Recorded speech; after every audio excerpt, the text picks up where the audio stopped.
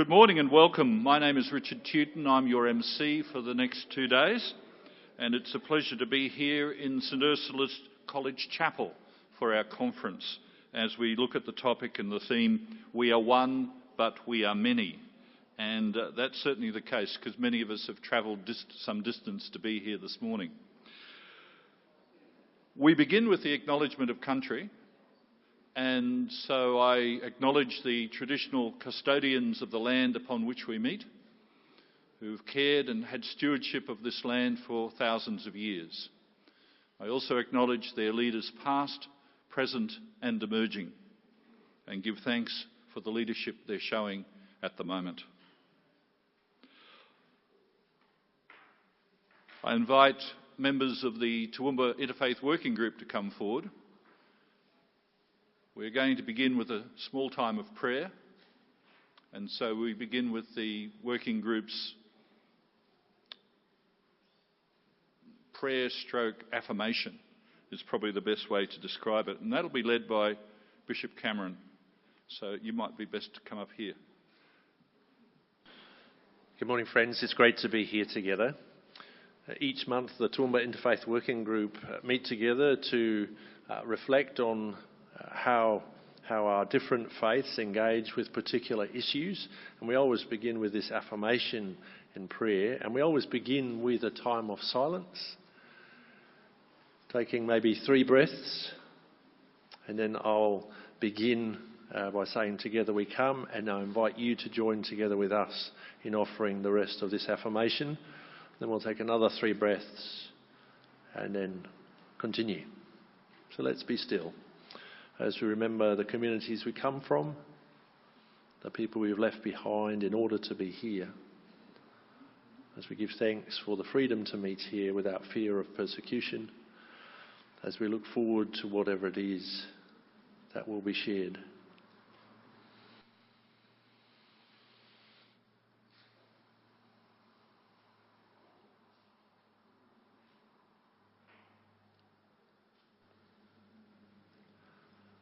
Together we come from different parts of the world with rich experience. In our uniqueness from many faiths, we are diverse and yet we stand united. Our purpose is collective, our goals are common, our intention is harmony, and for this we give thanks. Together we pray for the well-being of creation, for greater unity between people, for guidance and blessing, and that goodness and peace may come.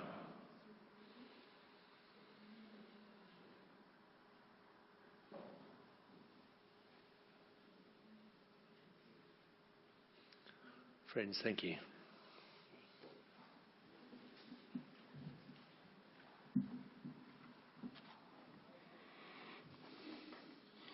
Thank you, Bishop Cameron and members of the Toowoomba Interfaith Working Group. It's now my pleasure to invite to the podium Master Leung, who is going to offer a Taoist prayer. So if you'd like to come forward, sir, that would be great.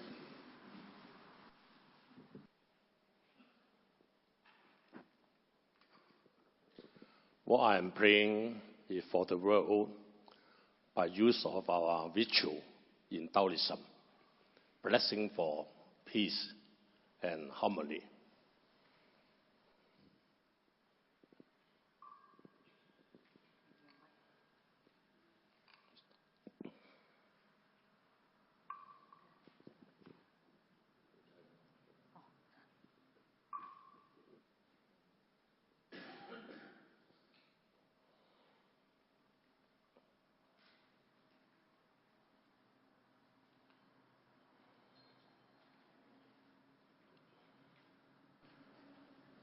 Chan a sim a ching a jing a do a wai a zhong a bei bei zhong a tin ha sui yu la tong a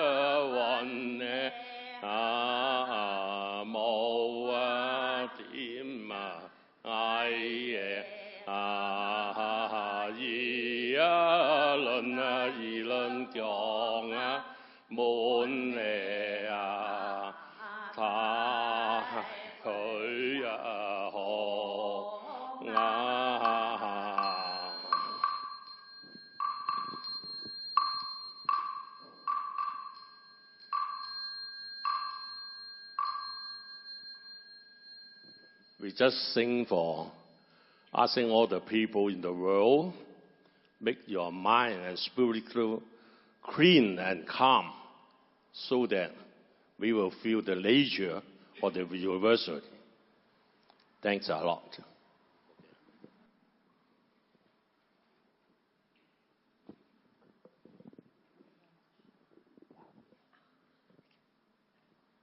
Thank you very much, Master Leung.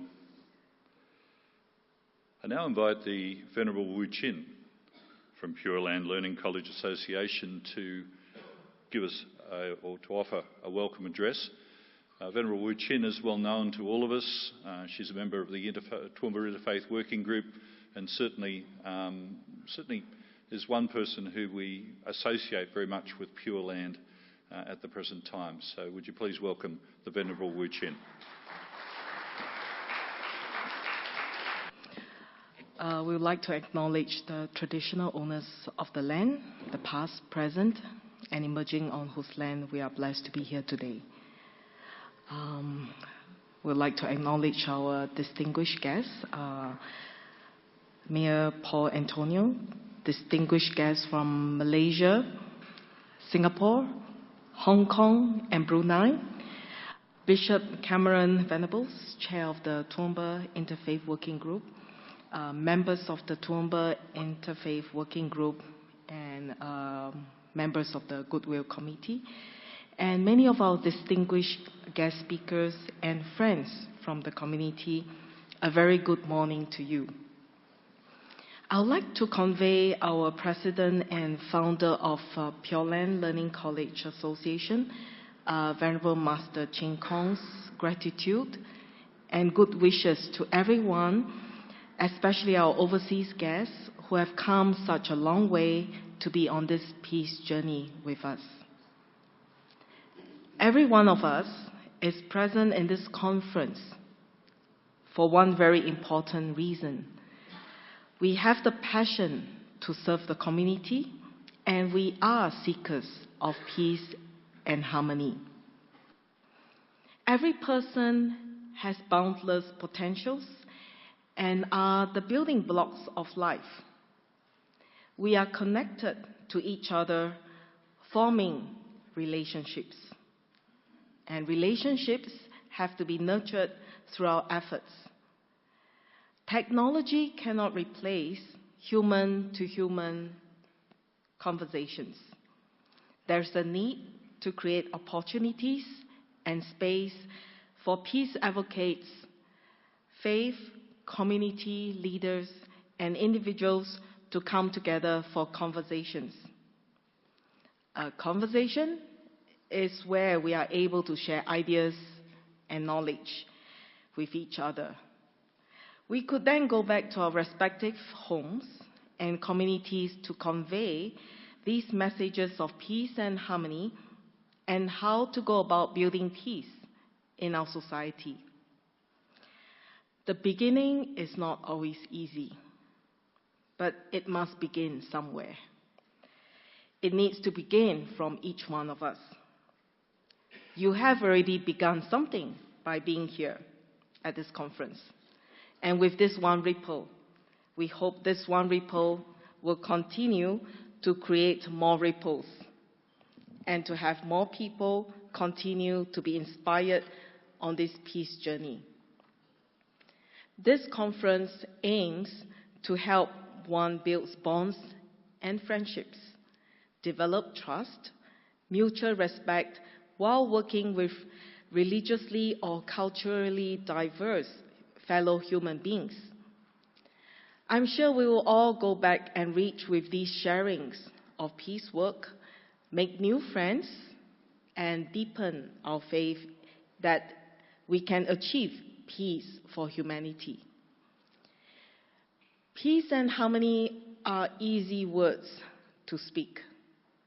We need to encourage one another to apply these principles into actions in our daily living. With the knowledge and wisdom that we have gained from our speakers and people around us during this conference on how different countries promote religious and social harmony, these experiences would become our resources that we could tap into when we are developing programs. Venerable Master Chin Kung shares this vision to build Toowoomba into a model city of peace and harmony. He believes that when more people learn about each other, to learn about the teachings of various faiths and traditions, they would have a deeper understanding of each other's beliefs and practices, and thus misunderstanding and conflicts could be resolved.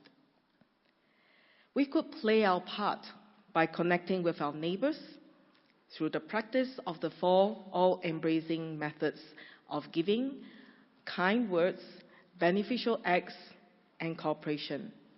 This would be our beginning to walk the path to peace. We wish you a fruitful and enjoyable conference and look forward to learning from all of you. Thank you very much.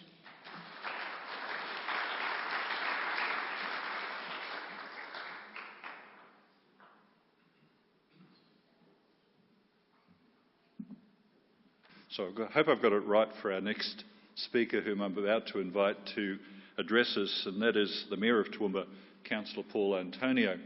Paul's been a great supporter of both the work of the Goodwill Committee and also the Toowoomba Interfaith Working Group and the vision that Master Chin Kung has had to create within Toowoomba a community of peace and harmony.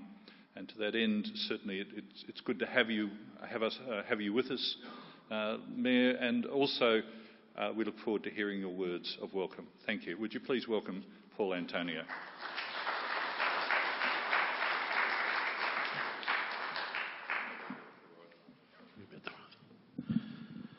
Well, thank you very much for that kind introduction, and ladies and gentlemen, it's a tremendous honour for me to be here.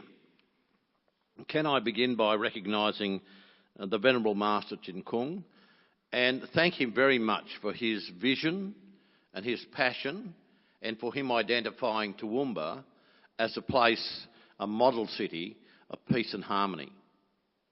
Can I also extend a thank you to the Venerables who are here very much for the work that they're doing in making our community an even better place than it is. I'd like to recognise the members of the Toowoomba Interfaith Working Group, the Goodwill Committee, and can I particularly, on behalf of the broader community, extend a very warm welcome to our international visitors from Hong Kong, from Singapore, from Malaysia, from the United States, and of course those who've come up the hill from Brisbane, Gold Coast, Sunshine Coast, and of course all those people here from Toowoomba who certainly hold up this flag that we're so very proud of. Well, ladies and gentlemen, as I said earlier, it's an honour to be here. It's an honour to have a few moments to speak, and it's an honour to be part of a national interfaith conference where we actually come together to celebrate our beliefs and, through understanding, build an even stronger community. As Mayor of the Toowoomba region, it is a real pleasure to welcome those who have travelled from so far to a community that we're very proud of, Australia's Garden City. Looking at this program, I'm excited to see that over the next 2 days, the National Interfaith Conference will have some of the countries and Southeast Asia's most respected religious leaders and peace advocates to explore that theme. We are one, but we are many. Our region does live and has lived very much by that theme, because we are one, but we also are many, and from all the lands on earth we do come. We share a dream, and we sing with one voice. So I am, you are, in fact, we're all Australians. And that's something unique and something to be very proud of. There's no doubt that those of us who live here and call ourselves Australian, of my ilk, when we look at our background, you'll find that there are many countries involved. And if you take confessions, I'm here to tell you where I come from. My name is Portuguese. That Portuguese sailor married an Irish lady. Their son married a Scottish lady. Their son married an English lady and produced my dad, who was a typical Australian. And then along comes my mother, of pure German stock, and very, very proud of it. So that clearly means, ladies and gentlemen, if I were a small dog, it would be difficult to identify me visually. You would probably need to do a DNA test. But the point I make, ladies and gentlemen, is that this is Australia. We've had people come from all over the world to make a brand new start in their lives. And we're seeing it today. And it's the very reason that we're a refugee welcome zone. Because we welcome people here who need to make a new start, who want to make a new start, and are very, very welcome in our community. So Toowoomba has always been a place that embraces people from all walks of life. And as Mayor, I'm quite happy to confess that this is one of the best places in the world to live. It's a community made up of tremendous groups of people who have caring hearts and who show real compassion for those who at any time need a hand up. So we are a compassionate society. I'm very grateful for the remarkable work that's done by so many groups, particularly the church groups that I'm involved with, that help members of the community to live far more meaningful lives. But we do live in a region that is very much on the move. And you might have noticed, if you saw not today's paper, but yesterday's paper, there was some very exciting stuff about where this community is going and what we've achieved in terms of our gross regional product, in terms of the jobs we've been created during the 17-18 financial year. It is really quite amazing. It's really leading this nation.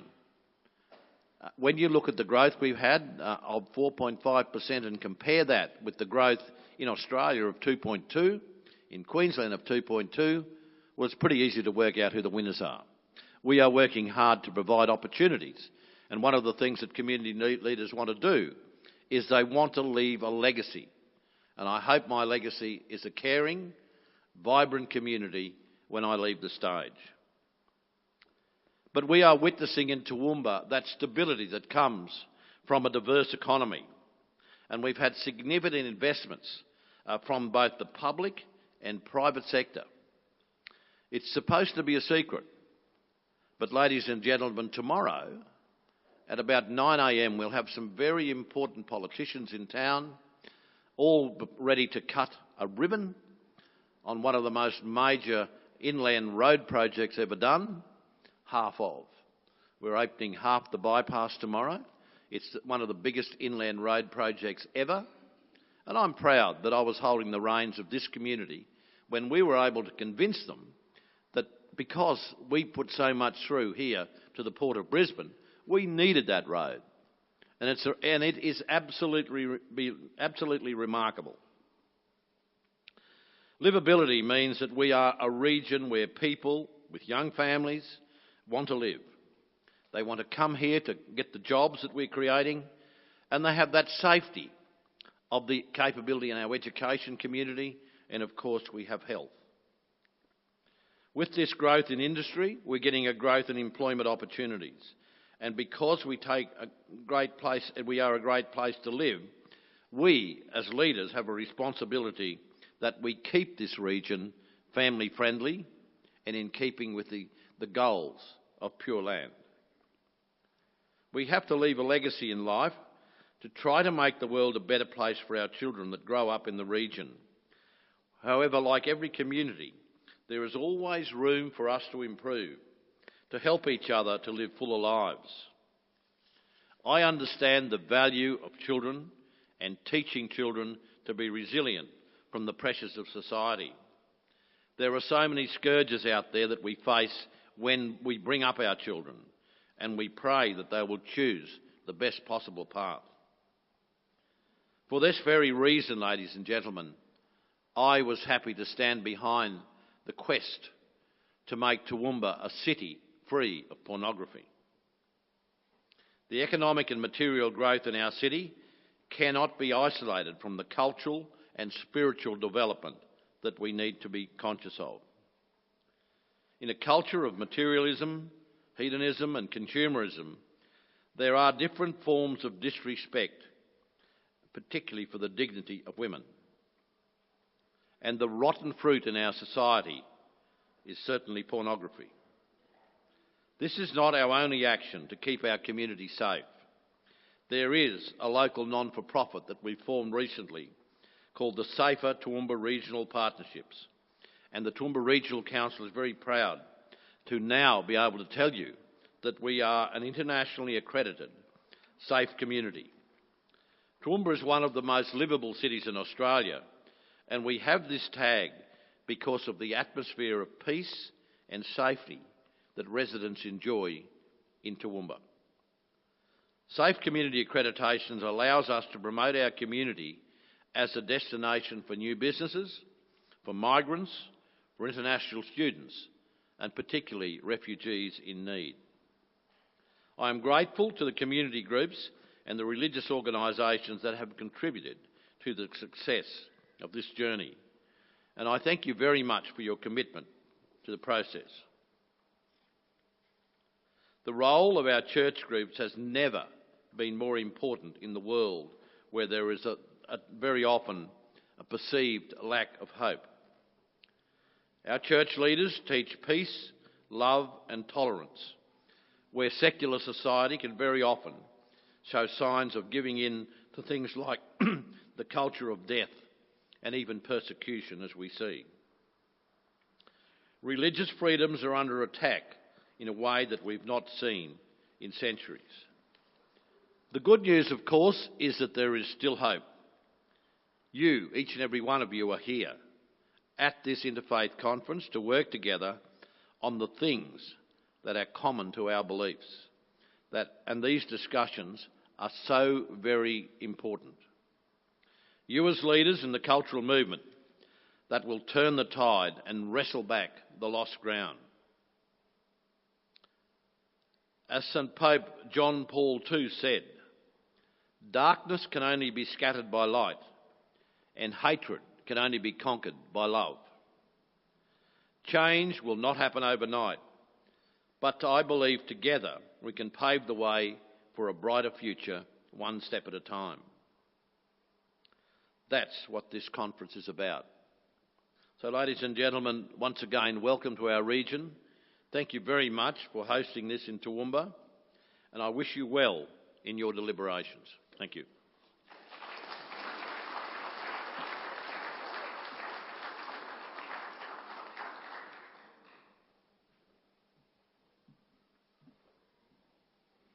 Thank you very much, Councillor Antonio.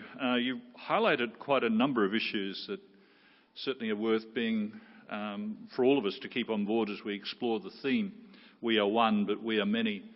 And that is the diversity within each and every one of us, through our family background and through the ancestry that we all possess.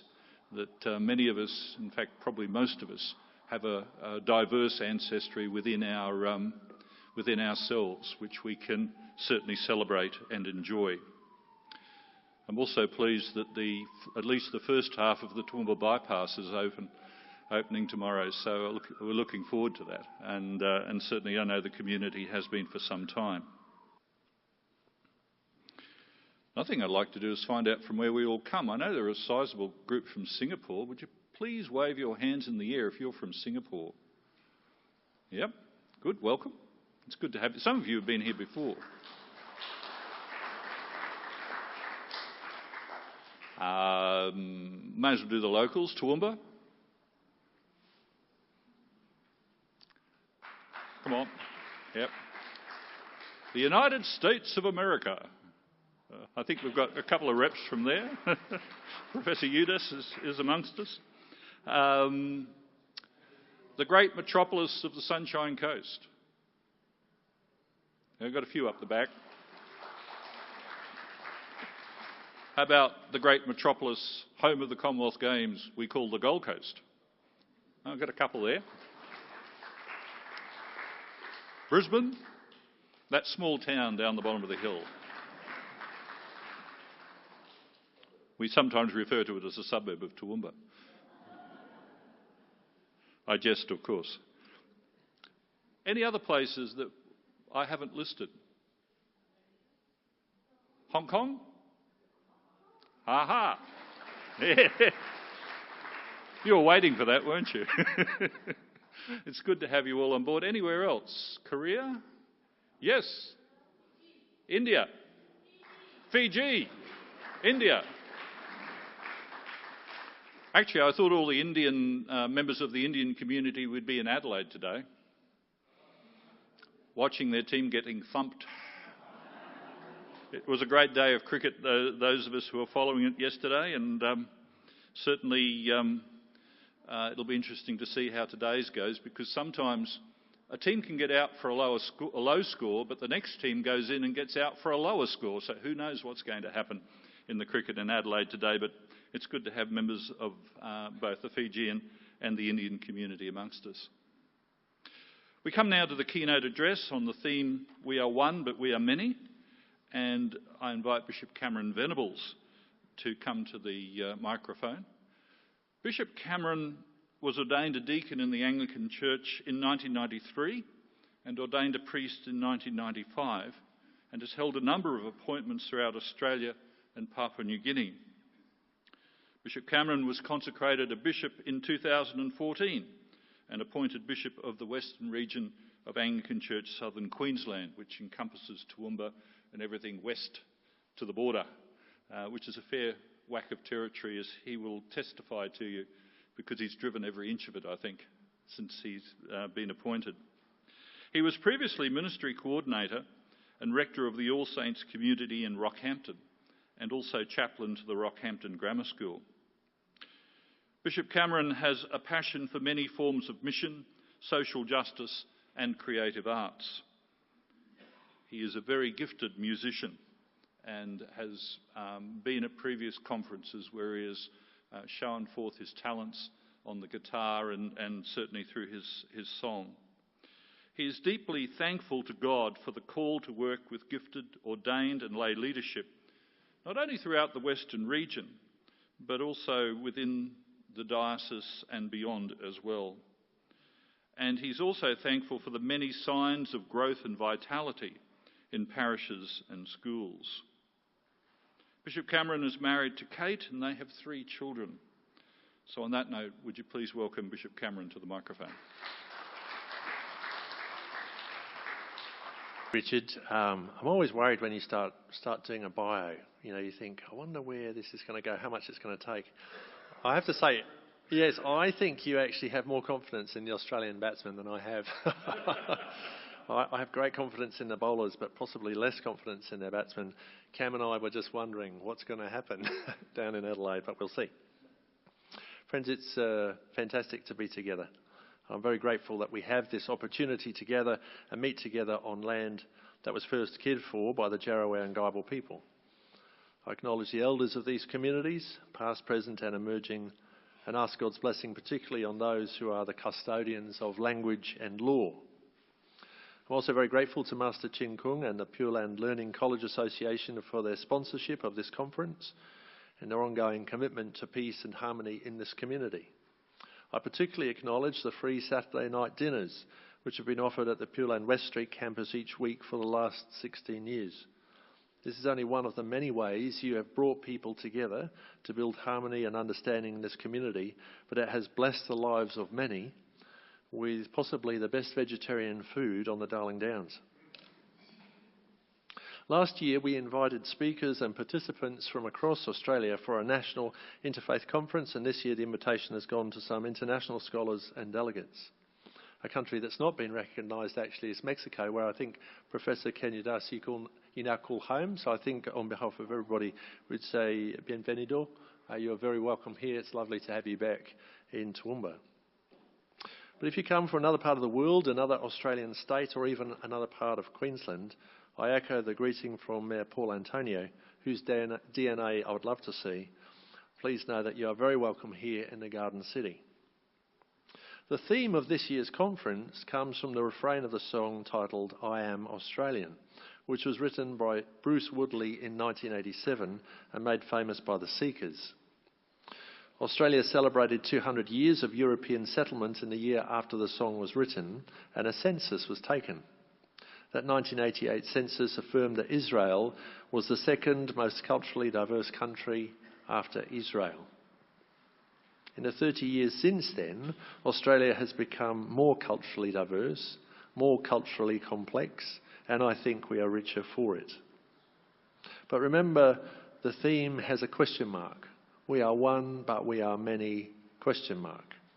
And it's good to ask questions and unpack them. It's worth reminding ourselves of the structure and the lyrics, because this song has become one of the unofficial anthems for Australia. It's sung at thousands of Australia Day celebrations and has been recorded by the Gondwana singers, filmed in many locations to advertise Qantas, our national airline. The song rightly begins with an affirmation of Australia's Indigenous people. I came from the dreamtime, from the dusty red soil plains. I am the ancient heart, the keeper of the flame. I stood upon the rocky shore. I watched the tall ships come. For 40,000 years, I'd been the first Australian. The lyrics do not talk about the dispossession of Indigenous people, deaths in custody, or the stolen generation. It does not talk about the high rates of suicide and diabetes in Indigenous communities, or the ongoing challenge of reconciliation. But it does acknowledge the humanity of our Indigenous people, and this is something our national constitution has yet to acknowledge. It's uncomfortable to remember that though we sing about the humanity of Australia's Indigenous peoples before European settlement in this song, the Constitution has not yet been amended to express this. Less controversially, the song continues to talk about those who came to Australia as convicts, as settlers and miners, women and men, children and adults. And it uses these evocative words. I came upon the prison ship, bowed down by iron chains. I cleared the land, endured the lash, and waited for the rains. I'm a settler. I'm a farmer's wife. On a dry and barren run, a convict, then a free man, I became Australian. I'm the daughter of a digger who sought the motherlode. The girl became a woman on the long and dusty road. I'm a child of the Depression. I saw the good times come. I'm a bushie. I'm a battler. I am Australian. Then for the first time in the song, there's that haunting refrain we know so well. A refrain that seeks to gather the diverse threads that have been named into a whole. We are one, but we are many. And from all the lands on earth we come, we'll share a dream and sing with one voice. I am, you are, we are Australian. It's hard to say it, isn't it? Like you almost start to hear the refrain going off in your head. But quite often good songs work as poetry as well. So we'll keep it as poetry for a while and then we'll move to song. The song continues by affirming literature, songwriting, an iconic Aboriginal painter, 2 fictional characters, and a bushranger who was shot by the police before being executed. It makes sense for Australians, but to no one else in the world. I'm a teller of stories, I'm a singer of songs, I'm Albert Namatjira, I paint the ghostly gums. I'm Clancy on his horse, I'm Ned Kelly on the run, I'm the one who waltzed Matilda, I am Australian. And then the song names some aspects of Australia's rich and diverse landscape. I'm the hot wind from the desert. I'm the black soil of the plains. I'm the mountains and the valleys. I'm the drought and flooding rains. I am the rock. I am the sky. The rivers when they run. The spirit of this great land. I am Australian. Then back to the refrain. We are one, but we are many. And from all the lands on earth we come, we'll share a dream and sing with one voice. I am, you are, we are Australian. It is a well-crafted song that powerfully appeals to the intellect and the heart. When I sing or hear it, I find myself standing a little taller, and I have a sense of national pride, even though I recognise we fall short from the ideal we sing about. It's an aspiration to strive towards. But really, what does it mean to be one? What is the dream we share and the unity we imagine? In Australia, diverse cultures, religions and belief systems have formed us and shape our worldview. We speak different languages at home, and our family histories can often be complex. We enjoy different foods and music and support different football teams, especially on the East Coast during the State of Origin series. Perhaps the State of Origin series is not a bad example to note, particularly for those friends who have joined us in Toowoomba from other countries. Each year there is an annual rugby league competition between the state of New South Wales and the state of Queensland. There are only 3 games, and the object is to win at least 2 of them. In an ideal year, the side you are supporting wins all 3 games, though supporters of the rival team will feel at the very least disappointed. But weird things happen to many highly educated people during the series because they get tribal. We actually had a sense of tribalism when Richard started to talk about trumping India down in Adelaide. We get tribal in our sport. But the State of Origin series is like Australian tribalism on steroids. New South Wales supporters will wear blue merchandise and fly blue flags from their cars, while Queensland supporters will wear maroon merchandise and fly maroon flags. When attending games, many supporters will paint their faces blue or maroon and will say unkind and provocative things to those on the other side. In many ways, these supporters develop a strongly expressed tribal identity, and their tribal loyalty often leads to violent behaviour. I remember being on the hill of Leung Park when a Blues supporter had the audacity to cheer when their side scored a try. They went down under a flurry of blows and were kicked down from row to row until they came to the back of my legs and the legs of those that I was standing with. We helped him up, and his cheekbone was split down to the bone, and blood was pouring down his cheek. And somebody behind me said, "At least the blood's the right colour, mate." Tribalism on steroids. But being tribal seems to be an intrinsic part of being human. And I wonder if you've thought about what tribes you belong to. If you've considered how open you are to engaging with people from other tribes. What language do you speak? And what country do you call home? What political party do you support? And what religion or belief system nourishes you? Did you notice I've just named some of the taboo subjects that we don't talk about at barbecues because they can cause some people's blood pressure to rise? Race, politics and religion. Much safer to stay with sport and weather. Or perhaps more properly, racial identity, political identity and religious identity. Interesting that these important differences are not explicitly named in the song, I Am Australian. I wonder what new verses could be written which might acknowledge something about our religious tribal identity. Because this is an interfaith conference, let me offer a verse to start our thinking about this. I'm a Christian from the UK. I'm a Baha'i from Iran. A Buddhist monk from China, don't forget Afghanistan. I'm a Hindu from Kolkata, a Sikh from the Punjab, a Muslim girl from Yemen, proudly wearing her hijab. It's fun to name religions and places so that something of our cultural and religious diversity is acknowledged, but it could be dangerous if we left it there and didn't drill down deeper. Because in those lyrics there is an inference that all Christians get on with one another and that all Muslims think the same. Indeed, there could be an inference that each named faith group is homogenous, when we know that this is not true. There are Christians at odds with other Christians. There are Muslims at odds with other Muslims. There are Jews at odds with other Jews. There are Buddhists at odds with other Buddhists, although possibly more gently than the previous examples.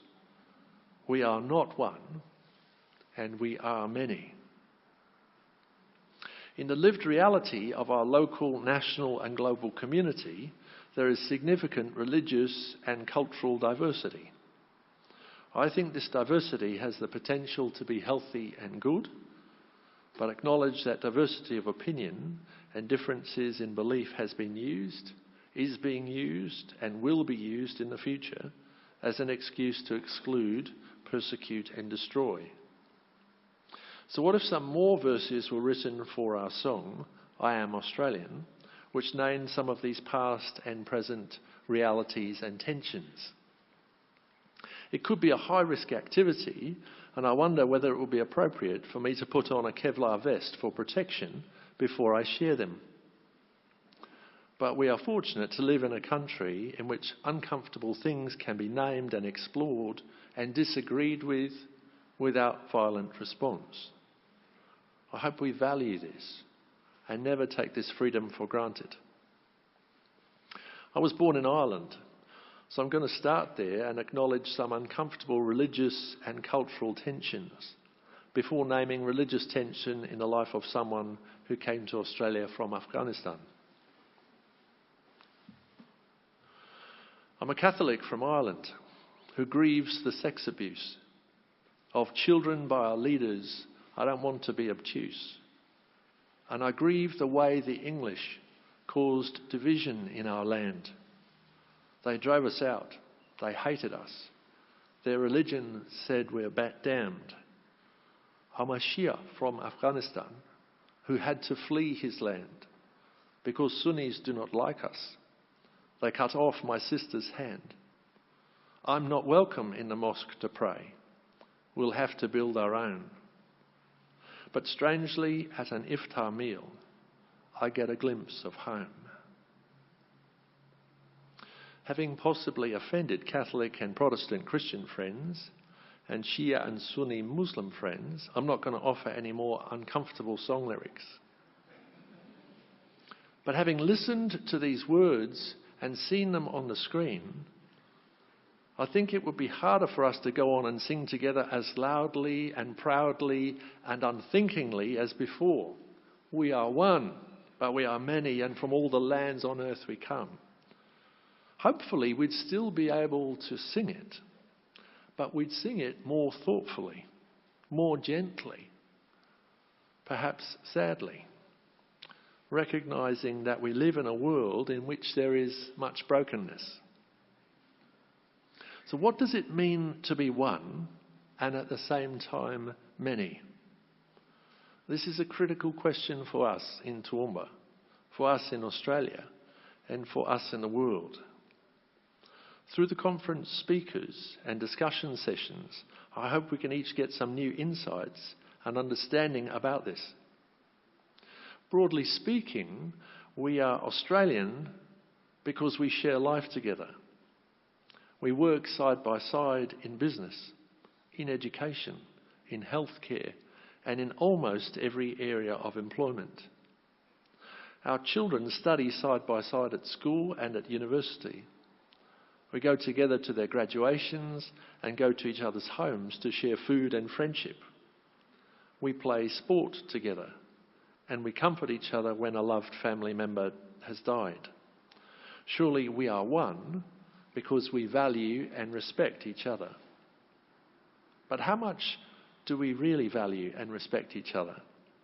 How well do we know each other? And what does our religious faith teach us about those who understand things differently to the way we do? Each faith has written wisdom which has been interpreted and reinterpreted through time. For some faiths, this writing can be several thousand years old. Think of those original languages: Sanskrit, classical Chinese, Hebrew, Koine Greek and Arabic, but not limit ourselves to those languages alone.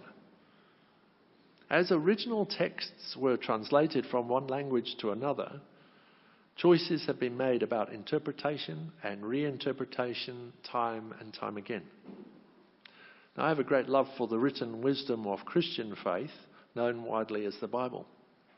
About 2/3 of this was originally written in Hebrew, and the remaining third originally written in Koine Greek.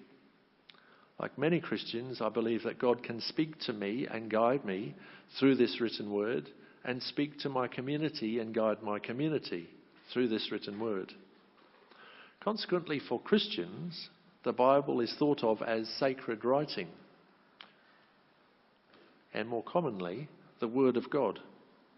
There are at least two significant challenges that come from this understanding. The first is that by naming the writing as the Word of God, it is harder to question critically, because the implicit understanding is that the words have divine authority and even divine authorship. There is then an easy temptation to take all of the writing in the Bible literally, even when there are different genres, and some of it was first intended to be metaphorical. The second challenge is the use of the definite article. In our worship and in our Bible reading, we often affirm, "This is the Word of God." We do not say, "This is a Word of God." This is an exclusiveness. There is an exclusiveness in the affirmation which implies that our sacred writing is the Word of God, and that the sacred writing of any other faith does not have the same authority. Some Christians even think that all of the writing of other faiths is evil. Some Christians even think that Jesus spoke English, but let's not go there. They do, however, make an exception for the sacred writing of Judaism, because Christians have appropriated parts of their sacred scripture and now call it their own. In many ways, I've critiqued an important aspect of my own faith community, but there are many faiths represented in this room at this conference. So I invite you to consider two questions. How do you name and understand the wisdom or sacred writing of your faith? Grounded in that understanding, how open are you to acknowledging value and wisdom in the sacred writing of other faiths? Don't worry if you don't get it down, because it will come back up again at the end. But it's important. How do we name and understand our own sacred writing, and how open are we to recognising wisdom in the writing of other faiths? Sometimes at interfaith gatherings, and I think we're all guilty of it, we affirm that if we identify the core teaching of each faith, then we will ultimately find that we believe the same things about God. We have often concluded that each faith is fundamentally about love and compassion and goodness. And we wonder why religious and political leaders do not see things quite as clearly as we do. It's important then to be as rigorous as we can about our knowledge of the writing that each faith looks to for wisdom, guidance and inspiration. Because in that writing, in that wisdom, we will certainly find texts and stories that have a common message. The golden rule of always doing to others what we would like them to do to us is a classic example. When it comes to guidelines about ethical behaviour, we will repeatedly find common ground. Do not steal, always a good one. Do not murder, another. Do not commit adultery, really comes to mind. Similarly, when looking for guidelines about justice, we will repeatedly find common ground. Take care of the widows and the orphans in your community. Show hospitality to strangers. Respect your parents and take care of them. All well and good. Some of you may even have started purring. Each of us will have verses from our faith community's sacred writing that particularly shape the way we choose to live our lives.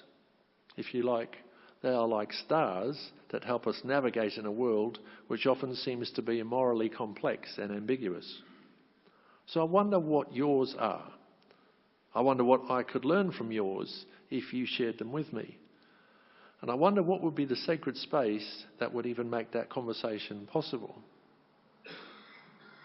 Because through that conversation, I would gain some insight into what is important to you, and you would gain some insight into what's important to me. And I think through this, there would be good grounds from that dialogue for mutual respect and future friendship. Let me start the ball rolling and share 3 key texts that guide and inspire me. They are love God and love your neighbour as you love yourself. Forgive your enemies and pray for those who persecute you.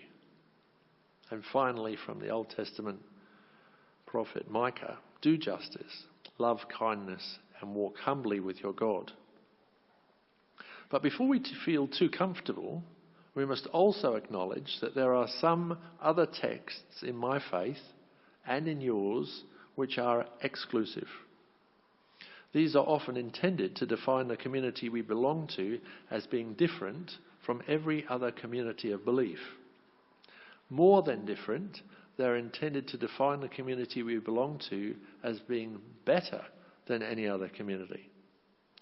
Somehow they infer that our community is closer to God than theirs, understands truth better than theirs, will make our life on earth better than theirs, and will even take care of what happens after we die better than theirs.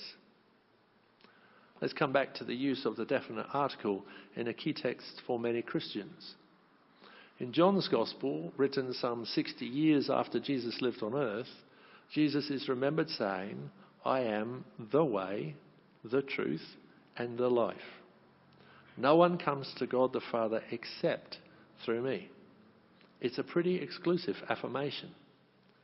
Jesus is not remembered saying, I am a way, a truth, and a life, and I am only one way to God. Jesus is remembered saying, I am the way, the truth, and the life, and no one comes to God except through me. Having named an exclusive text in my own faith, I wonder what exclusive texts are in your faith tradition and how they can be interpreted in ways that leave space for dialogue with others. Again, this question will come up at the end. Dialogue is really important in human relationships, whether it's in the intimacy of loving relationship or the resolution of conflict between individuals or communities. However, the motivation of people when they are in dialogue is really important. In debate, the motivation is usually to persuade another party to our way of thinking. But in dialogue, I think the motivation is to listen and understand. With this definition in mind, I think the purpose of our time together here is to dialogue and not debate. We are not here to proselytise, which means to convert or persuade other people to our way of thinking about God. We are not here to say that our way is the only way to God or even the best way to understand the world. That said, I think it's important that we be deeply grounded in our faith, because it's a key part of our human identity, how we make sense of our experience of God, our sacred writing, and how we understand our place in time and history. Maybe the exclusive texts are too difficult for us to wrestle with and bring into dialogue. Maybe those same texts need to be unpacked and explored by scholars and theologians within our faith communities before we unpack them together. So long as we don't forget that they are there and have helped to shape our community in the past. As long as we don't forget that they are there and continue to impact our faith communities in the technologically complex reality of the world in which we live. One of the common themes between our faith traditions is the concern for justice, and that justice is something that God cares about. So when we work together to bring about greater justice, our lives become woven together through a shared vision and collective action. We don't have to look too hard to recognise that there is much need in our community, in our country, to respond to. As women and men, we see things on the news that need addressing, and these include the extraordinary rate of domestic violence in Australia, in which at least one woman each week loses her life to a current or former partner, and more than 600,000 women are assaulted each year. There is the ongoing reality of Indigenous inequality, the growing rate of homelessness, particularly among those who live with a mental illness, and the awful ongoing reality faced by the children, women and men being held in offshore detention. I think these are uncomfortable realities to be reminded of, because each of our faiths suggests that they demand compassionate response. So what issue or area of need have you responded to? What injustice has moved you so much that you are already engaged with others to bring about change? It would be great to listen to one another and hear the issues that have evoked compassionate response in us. Then learn what that response is and be inspired by that, perhaps challenged by that. In the conference program before us over the next 2 days, we have 4 themed plenary sessions with an opportunity in these to dialogue and learn from one another. We will think about the role that secular institutions can play in interfaith understanding, reflect on the importance of building relationships and trust in today's society, learn about ancient Chinese traditional culture, and listen tomorrow afternoon to the wisdom and insight of some young pioneers and practitioners. Over the last 12 months, there have been some remarkable community building events, not in churches, but in pubs. And they have been simply called pub choir. Some of you may have gone to these. They've happened in a number of Brisbane venues, in Toowoomba, and next month one is planned for Warwick. A choir leader and a guitarist work to teach the patrons of a pub how to sing. They practice hard for an hour, learning the song and how it has been arranged. They learn some harmonies, they learn when to sing and when to be quiet while others sing, and then they sing it together. And while they sing, a number of people move around, filming them having a drink and singing together. There are a lot of smiles, and the music video that is produced is really well done and really well circulated on Facebook. The response of some friends who've gone to pub choir is that they loved it. And through it they got a sense, if only for a night, of being part of something bigger than their own lives. For just an evening, their voices joined together with others to make a rich and beautiful sound. And they got to know the people around them. In our 2 days together, may we similarly listen to each other, learn something new, and take the opportunity that the conference creates to get to know someone better. Before we take some time to think about some of the questions I've raised in this address, it would seem appropriate to sing the song from which we found our theme. I've added one new verse which acknowledges our religious diversity without raising the pain, just in case you're thinking, oh, not those two. It won't be pub choir quality, but I think we'll be okay. You'll see on the screen that we'll practice with the chorus. What I've done is to highlight the song so that there are parts there which I'd love for the men to sing together in a bit of a blue colour, and then parts for the women to sing in a yellow colour, and parts which we sing together in white. If you are colourblind, my sincere apologies. Usually reds and greens are the danger colours in that area. But it will go, obviously.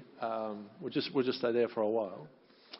So obviously the men, we will sing, "We are one," and then the ladies will come straight in, "But we are many," and together we'll sing, "And from all the lands on earth we come," and then the men will sing, "We'll share a dream," yeah, that testosterone filled way, "We'll share a dream," and then the ladies will sing, "And sing with one voice," and together we'll sing, "I am, you are, we are Australian." So let's have a bit of a choir practice, let's give it a go. So guys, you ready?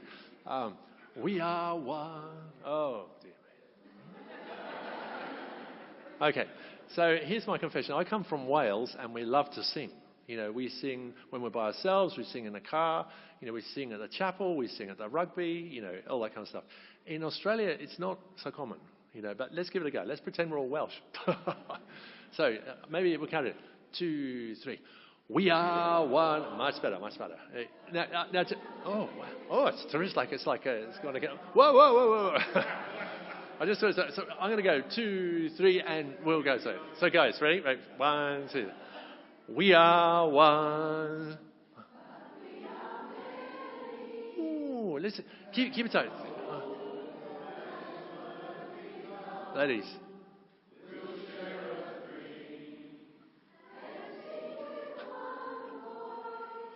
I am, you are, we are Australian. Oh, that's good. You know, what I hear is actually your diaphragms longing to move. And the best way to start that, there are 2 things as I look at you as a choir leader. There are 2 things. One is, can I invite you please to stand so that your diaphragm can move more readily up and down. We do sing better when we're standing. And also, this is the second thing which inhibits the breathing. Is this? Some of you are standing like this, and I think some of you are standing like this because you were told when you were children that you could not sing, or your children have told you that you should never sing in public. Be free. Just unfold your arms because we do breathe better. We do breathe better in that way. So let's give it a go. And you'll see that we'll sing the first 2 verses reassuringly together. We go, yeah, that one. And then when we get to "I'm the daughter of the digger," the ladies are just going to lead us in that. "I'm the daughter of a digger who sought the mother load. The girl became a woman on the long and dusty load." Then the men were going to go, "I'm a child of the depression. I saw the good times come. I'm a bushie. I'm a battler. I'm Australian." Then we'll do the "We are one." So be ready for the colour changes there. So Mia? Yeah. You're good. Thank you.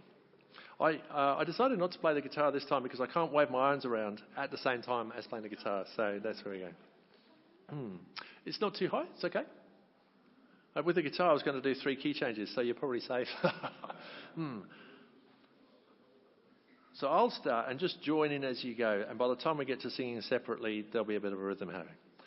I came from the dream time, from the dusty red soil plains. I am the ancient heart, the keeper of the flame. I stood upon the rocky shore. I watched the tall ships come. For 40,000 years I'd been the first Australian. This is not a solo. Let's sing together the next verse. I came upon the prison ship, bowed down by iron chains. I cleared the land, endured the lash, and waited for the rains. I'm a settler, I'm a farmer's wife, on a dry and barren run. A convict and a free man, I became Australian. Ladies.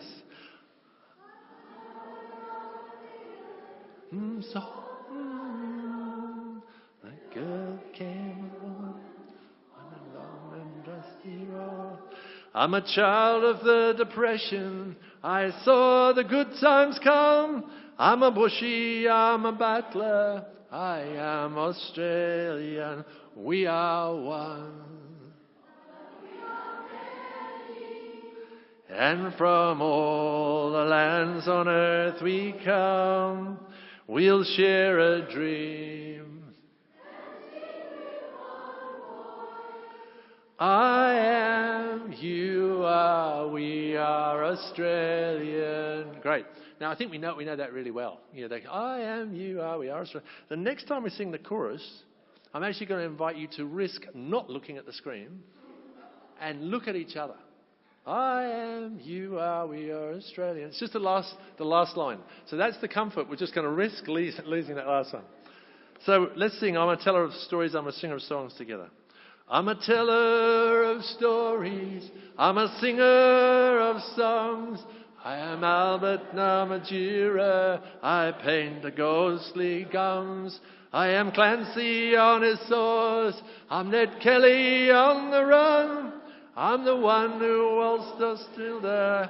I am Australian. Ladies, I'm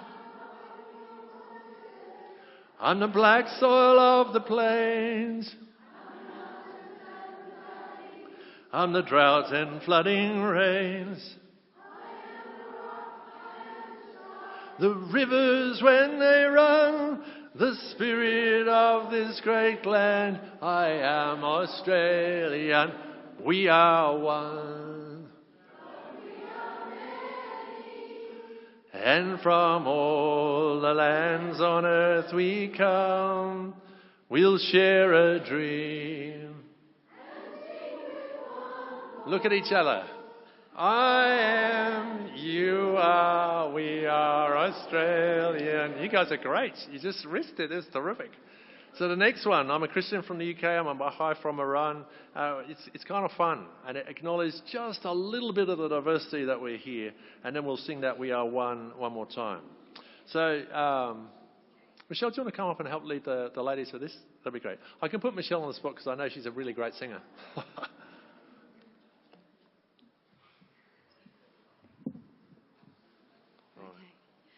Ready? 1, 2. I'm a Christian from the UK. I'm a Baha'i from Iran.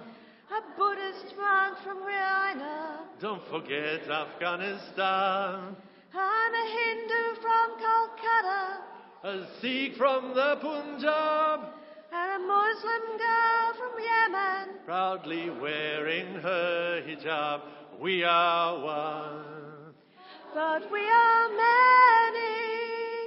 And from all the lands on earth we come. We'll share a dream. And sing with one voice. Look at each other. I am, you are, we are Australian. Please give yourself some applause. That's terrific. Thank you very much. Please be seated. Nice to have some fun together. Great to sing together. I think singing can be a great way to build community. You might have been standing next door to somebody with an absolutely terrific voice, or you might have been standing next door to somebody with a less than terrific voice. It doesn't matter. We are together, and we each have a voice, a contribution to make. Now, in the 15 minutes remaining, I've got up there, if we can just pop that up, 4 questions. And the 4 questions come from the address. And I'd love for you maybe to work together in 2s or 3s, certainly no bigger than that. I'd love for you to reflect together on these. How do you name and understand the wisdom writing of your faith?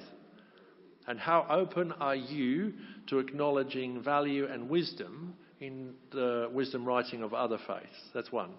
What is a particular text or teaching from your faith that guides you in life? What is an exclusive text in your faith tradition, and how do you work with that? And what is an area of need in our world that has moved you with compassion, and what has been your response? Now, in 15 minutes, realistically, you're not going to cover all 4. So maybe pick 1 each and listen to each other deeply. And if you have some more time, go on to a second one. But there are 4 there. Is there one that you'd particularly like to share with another? And once we get to 1:30, I think Richard will call us back together, and I think we'll continue with morning tea.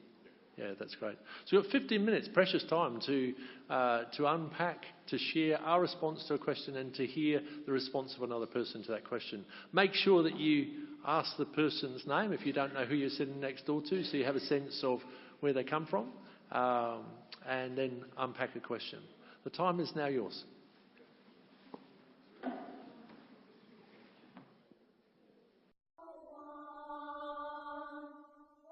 We are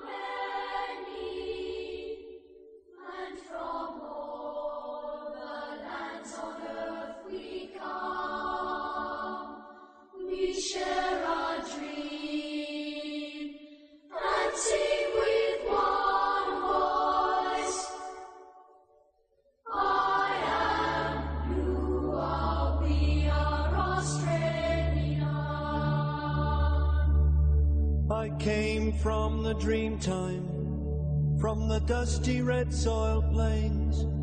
I am the ancient heart, the keeper of the flame. I stood upon the rocky shore, I watched the tall ships come. For 40,000 years I'd been the first Australian.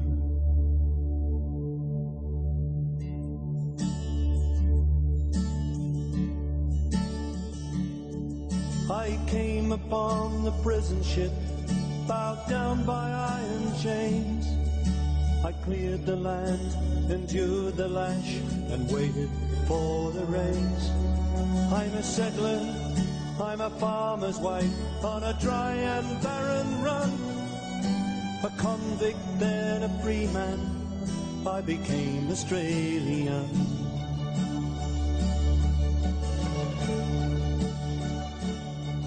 I'm the daughter of a digger who sought the mother love. The girl became a woman on a long and dusty road. I'm a child of the Depression, I saw the good times come. I'm a bushy, I'm a battler, I am Australian. We are one, but we are many, and from all the lands on earth we come. We share a dream and sing with one voice. I am, you are, we are Australian.